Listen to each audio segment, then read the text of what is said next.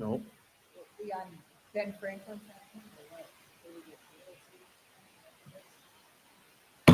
All right, we'll call the meeting to order. Any changes to the agenda? Good evening. There are no changes to the agenda tonight. All right, no changes. Do we have a motion to approve the agenda as presented? So moved. Second. We have a motion and a second. Any further discussion? Any further discussion? All those in favor signify by saying aye. Aye. Opposed, same sign. Motion carries. On to the consent agenda. Do we have a motion to approve the consent agenda as presented? So moved. Second. We have a motion and a second. Any further discussion? Any further discussion? Hearing none, Jeff, please poll the board. Commissioner Rosted, Yes. Commissioner Deutsch, Aye. Commissioner Absey, Aye. Commissioner Dawson, Aye. Commissioner Hill. Aye. Motion carries. On to the director's report. Susan. Thank you. Thank you, Vicki. That's why there's a vice president and a president. Watch out. Watch out for me.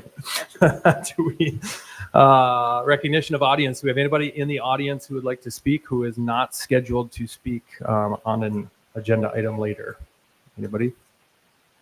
Seeing none and hearing none. Now we will move on to the director's report. Susan. Good evening, commissioners. So I just have a few updates tonight, and most of them are holiday themed. Just a reminder of Santa Village. There are 2 more weekends that Santa Village is open, and just wanted to highlight a couple of the nights. Friday, the 13th of December is the Sensory Friends Night. We're having on Thursday, the 19th is Police Night. And then on Saturday, the 21st is when the consultants that are working on the Park System Master Plan will be there. Again, working with the community, trying to get more feedback on the parks and the park system. They'll be at Santa Village from 1 to 5. And then Sunday, the 22nd, is the last day. So great opportunity to get out and bring your families to have a fun experience at Santa Village. Courts Plus is hosting their annual holiday party tonight for members. It's at Courts Plus. They're serving food, doing a little sing-along, and handing out some presents. That event's happening from 5 to 7. Secret Santa at Valley Senior Services. This year, there were 265 gifts that the community and individuals purchased to give out to seniors in the community that may not have the opportunity to receive any other gifts. So it's just a great event that Valley Senior Services does for the community. And then it is December 10th, and we are about a month away from opening phase 2 of the Sports Center. So we're working on the grand opening. That's going to be held on January 16th. There's some different activities. There'll be a short program. The decision was made to have kind of a short program highlighting the pickleball courts, the playground area, and the 4 hardwood courts, and then a separate one that will focus more on the 2 sheets of ice. So the schedule is first event will be at 3:30, and it'll wrap up about 7 p.m. And with that, that are the only updates I have, unless anyone has any questions.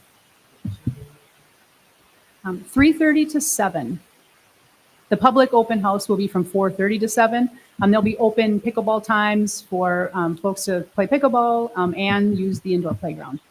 We have email the details. Scott.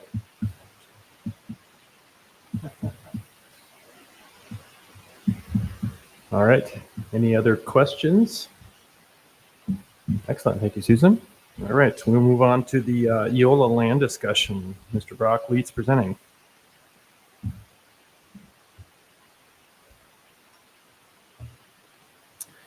Good evening, commissioners, and thank you for the opportunity to present.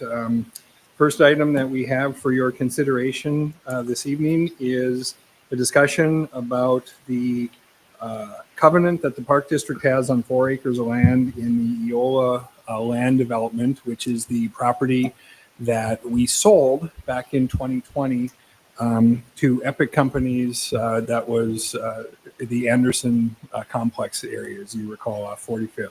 So just briefly as a way of history, back in 2020, the Park District made a decision to go out to RFP and to have an opportunity to sell approximately 16 acres of that land. off of that was in the Anderson softball complex. We received 3 offers at that time, 2 of which were very competitive and moved on for further consideration to the board.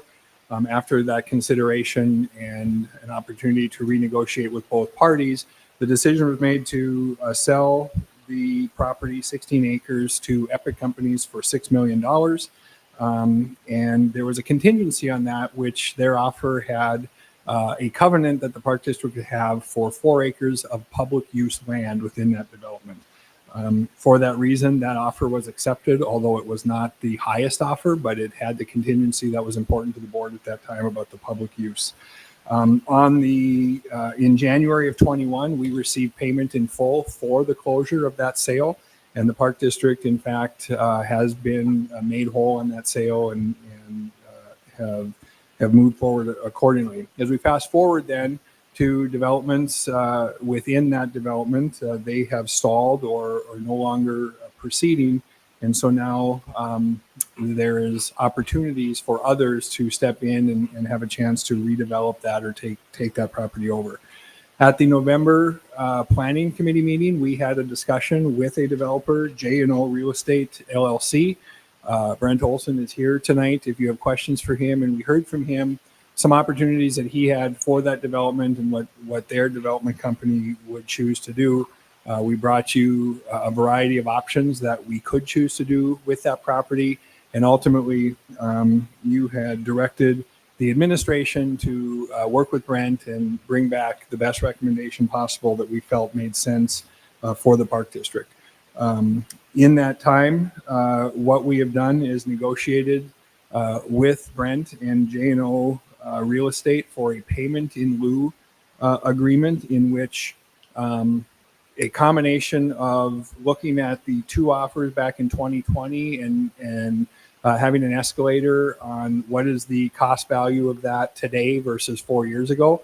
And in conversations internally, as well as looking at what's happened with valuations throughout Fargo Moorhead, as well as formulas that we use for residential parks when we work with developers, we came up with an agreement between J&O Real Estate and the Park District for a payment in lieu of $256,500 in which we would then release the covenant on that land.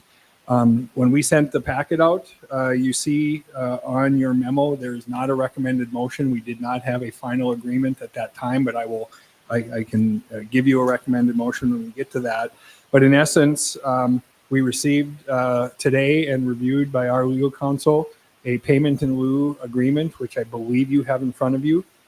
It's got a number of legalese in there, but in essence, it would boil down to this, and Jeff can give his input in his review. What it really comes down to is this developer is offering cash in lieu of $256,500, provided 2 things happen. 1, we release the covenant that we have on the 4 acres of land, and 2, the developer is able to secure and purchase the remaining pieces of land that he needs to make this development happen. That is, in a nutshell, probably an oversimplification of this agreement, but really is what is in place. A lot of the rest of the agreement has the legal descriptions of the property, what the expectations are if they're not able to finalize or something happens on our end. But in a nutshell, that is what the agreement is boiled down to. If and when we get to that point, I would recommend that your motion is to accept the payment in lieu agreement from J&O Real Estate LLC as presented. But before we get to that, if you have any questions for me or Jeff, our legal counsel, or Brent, certainly we could try to answer any questions you might have. Brock, could you walk us through where the number came from? Sure. What the dollar amount? How did we arrive at that number? Yeah, absolutely. So back in 2002, we had 2 very competitive offers, and the difference in those offers was $200,000. And the decision was made at the Park District at that time that we would accept a lower offer in exchange for this covenant we would have on public use of property in that area. When things have now fallen apart and development is stalled, one of the things that's happened is developers understood that there was this covenant, and the question is, what could they do with that covenant? What was our willingness to work through that? So once we started having those discussions and it was known that we were willing to discuss it, what I did at that point is I took I started with the City of Fargo assessor's report, and I looked at what's happened in the last 4 years, so 21 through 24, what's been the growth in that period of time. And I applied that growth to the $200,000 each year as a multiplier moving forward. So that was one marker. And that got us to around $272,000 roughly.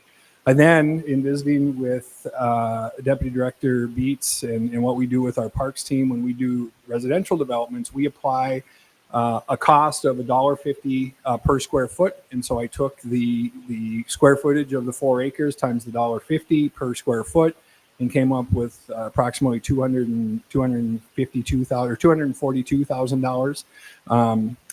I also then got some comps in what's happened to commercial property, similar property. If we owned it today and had to resell it, what did that look like?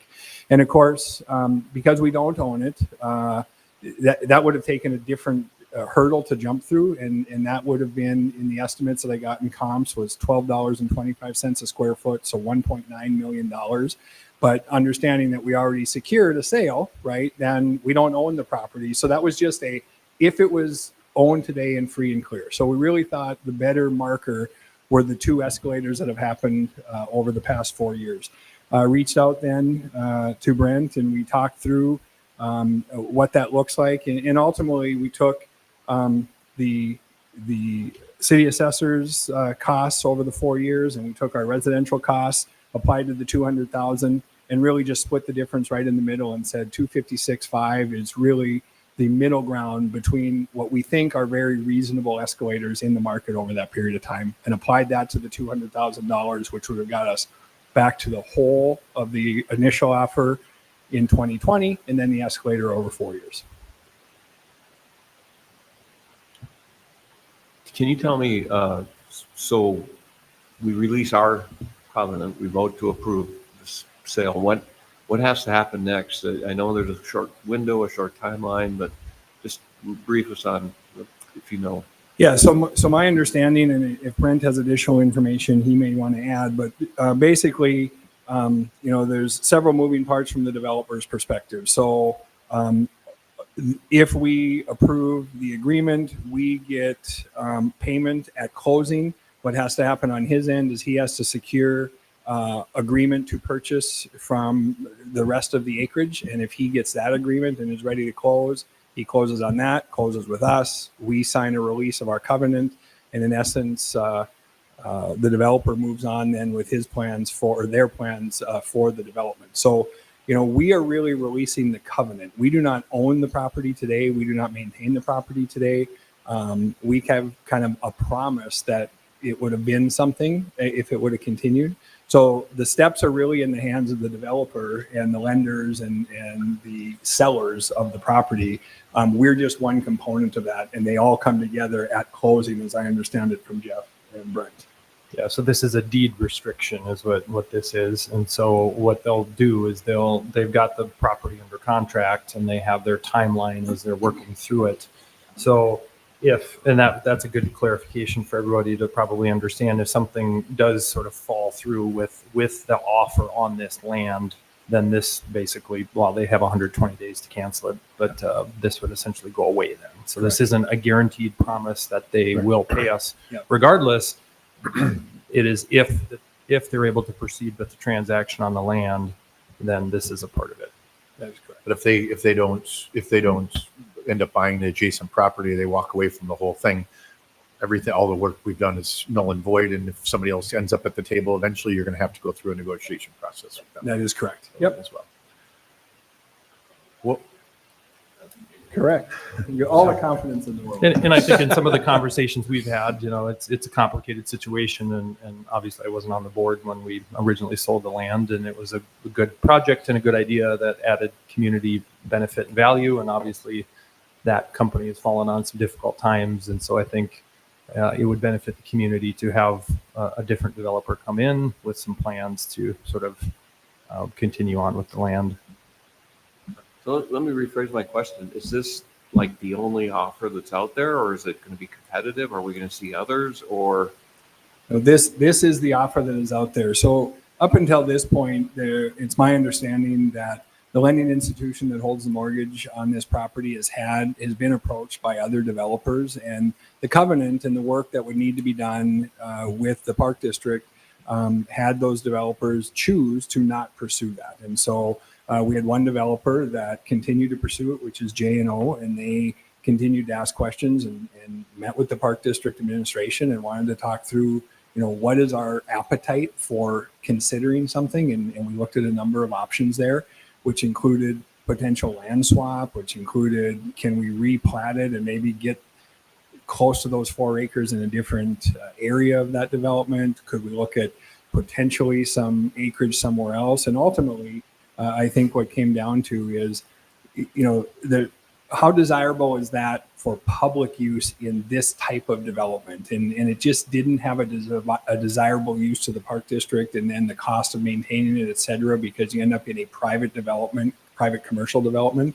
And so really, this is the only developer that came forward and continued to pursue it and was persistent to talk to us about what we were willing to do. So if we accept this will be the offer that we are taking. Our comfort with that administratively is that we feel we've not only captured the difference in the other offer we had 4 years ago, but also got the escalator to make us whole of what is the value of that today versus back then. And so I think it's a very justifiable approach to make sure that we've closed that gap and we won't be seeing other offers. And then the risk, if this group potentially doesn't go through with the purchase of the land, the risk is that potentially the property goes into foreclosure, and then we're not really sure what would happen after that. Yeah, I want to say that I appreciate Jeff's work, Brock's work, everybody's work on this. If you take a time machine back, John was around that time when we were given the opportunity to own the land that Shields Arena sits on.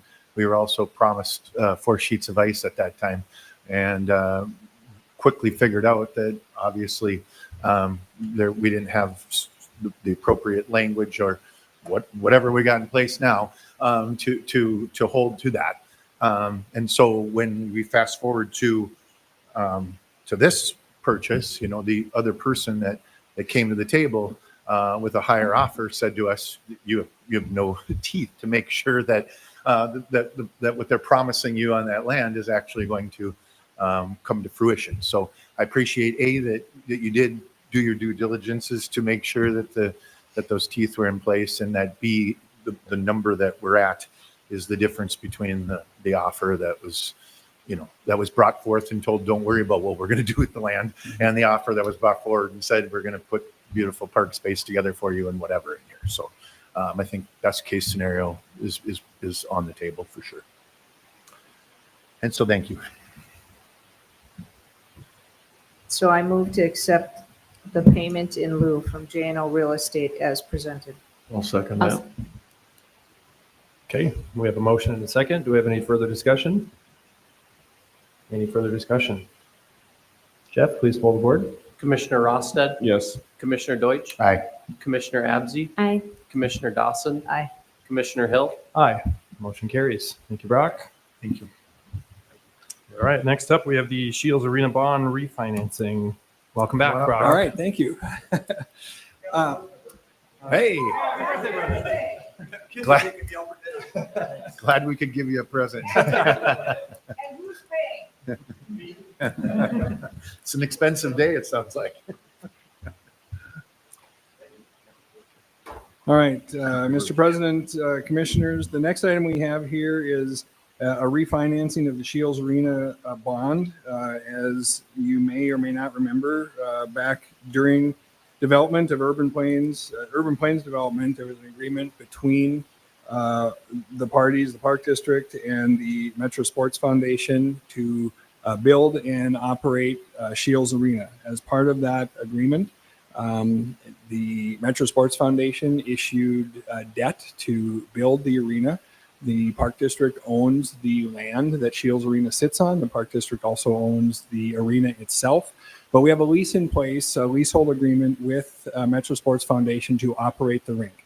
The repayment of the bond is tied to a mortgage of the leasehold. So basically the income that comes from the lease then turns around and pays the bond. It's a guarantee of those revenues. This, I believe, is maybe the first time since I've been here that this is a renewal. This bond renews every 5 years. And so they're in this cycle of renewing the bond again. What you have in front of you tonight is a letter from Bremer Bank, which spells out the particulars of the refinance of the bond itself. We also have the addendum of the third addendum of the leasehold agreement between Metro Sports Foundation and the Park District. What we would be looking to do as the owner of that property is accepting the approval of the bond request as well as the leasehold mortgage as presented. John Crom is here if you have any questions about this property. This is also something we've had Jeff look into and just make sure that the third addendum was consistent with the second addendum, consistent with the first addendum. And so this is a kind of a natural progression of this bond, and every 5 years gets renewed. So with that, I will try to answer any questions that you might have, or if you have anything specific for John, he is here as well. Otherwise, it's here for your consideration to approve as presented. Essentially, it's a formality. It's been done. Correct. I'll move to approve as presented. I'll second. Zoe got it. So, Zoe got it. Zoe, please So let the let the record. minutes show that Zoe seconded the motion. All right. All right. So we have a motion and a second. Any further discussion? Any further discussion? Hearing none. Jeff, please poll the board. Commissioner Rosted, Yes. Commissioner Deutsch, Aye. Commissioner Abzi, Aye. Commissioner Dawson, Aye. Commissioner Hill, Aye. Motion carries. Item number 5 on the agenda, we have a planning committee update. Commissioner Dawson. Well, I'd say we hit it out of the park this month because let's see, number 1 we approved, number 2 we approved, number 3 we approved. So during the planning committee, obviously we moved to the board, or we suggested to move to the board the 2025 capital project bidding, which includes several playgrounds. The second thing was EOLA. I'm not going to have these in the same order. The EOLA land discussion, which we just went through and approved with J&O. And we also got an update and a review of the third quarter budget, which is something we're doing every quarter. And apparently we're doing okay. And that concludes the planning Thank committee you, presentation. Commissioner Dawson. Any questions for Commissioner Dawson on the planning committee update? All right, we're going to move on to the governance committee update. This is me. So we, number 1, we reviewed and discussed the next step to the park ordinances, and what the staff is going to do is review some other communities of sort of our similar, I don't want to call it similar size, but sort of communities that we want to, go ahead, what was that? Benchmark communities, there we go. So staff's going to reach out to some benchmark communities and sort of look at the ordinances they have. Some of the discussion included as well as making sure that we're looking at the city of Fargo. So as we are looking at updating our ordinances, that we're sort of hand in hand with what the city is doing. I believe the last time these were updated was in 2005 when I graduated from college. So it is going to be time for us to update these. This is sort of number 1 on this committee's agenda, and we'll keep the board updated as we're making progress through this, and we'll have to work with council as well to make sure that everything's in line with what we're supposed to be doing. Then we looked at so we sort of discussed the election is over now, and sort of making sure that we're tracking bills, tracking the legislature, and making sure that we are aware of things that might affect us or other park districts. So this is going to be probably a sort of a standing item on this committee meeting, is making sure that we understand what's going on, what can we do. maybe I should add the date. We do have a date for it's not a Parks Day at the Capitol anymore, correct? I forget what it's called. It's with other civic organizations. Local Government Connections is what that is. And so that will be, it looks like Tuesday, February 18th and Wednesday, February 19th are the two dates for that. All right. And that's where you sit up in the hallway and all Correct. those layers. Yep. Yep. So there'll be, I know I attended it 2 years ago, and there's a meeting. We meet with the other park districts in the state of North Dakota, and Cole, the director of the Mandan Park District, sort of helps update the park districts. So there's a little bit of a meeting and a discussion, and then we spend the following day at the Capitol, set up in I don't remember the name of it, I call it the Great Hall area, and then we sort of spend our day there. Yeah, go ahead. Yeah, I was just going to add that both Brock and I sit on the NDRPA Policy Committee, and we'll both be in attendance at that on February 18th and 19th too. Perfect. Thank you. After that, we reviewed the annual work plan. So that will be another part of this committee every month is reviewing, and that this was all part of the strategic plan and all the different outcomes and expectations that we have. So this committee will be tracking that. And so we're sort of making sure that we're looking ahead. I think January, we're already on track or already pretty good with what's going to happen in January. And so we're kind of looking into February and March, making sure that we're doing what we're supposed to be doing. And then the last one, at least for the first couple of meetings, we thought, let's just make sure we continue to look at what are we supposed to be doing, and are we doing what we're supposed to be doing? So we just reviewed the purpose of the committee. And I think we had some quite a few other discussions, but those will come out in the minutes as well. Any other, Susan or Jerry, anything else to add? I think you covered it. All right, thank you. Perfect. Any other questions? Not under that category. Okay. Do you have an? So I have to wedge myself between 6 and 7. Okay. I just wanted to comment on the parade and the float and the number of staff that were in the parade. Might be a record. It looked fantastic, and what a way to repurpose the train. Yeah. So, otherwise it probably wasn't going to move very far all by itself. But it was a fun event, and you could hear people were pretty excited, and it was nice, and it was a great night. So thanks to everybody who worked on that. And I think I read it was one of the most well-attended holiday lights parades. Over 15,000 people is what it sounded like. It was packed. Yeah. Yeah. Well, it was believe it. relatively not cold, right? It wasn't that cold. It was gorgeous. Yeah. It was a beautiful night. Weather brought to you by Fargo Parks. Well, and be prepared for next year, because the events team got pretty excited when they saw the one float that was like fire. had With the the fire. fire. So that may be something on the docket for next year. The safety director looked at that. Excellent points. Thank you, Vicki. All right. With that, we have. I'll motion to go ahead. adjourn the meeting. Well. Zoe moved to adjourn. I'll second that. uh, Yes, I know. That's what I'm saying. I'm seconding.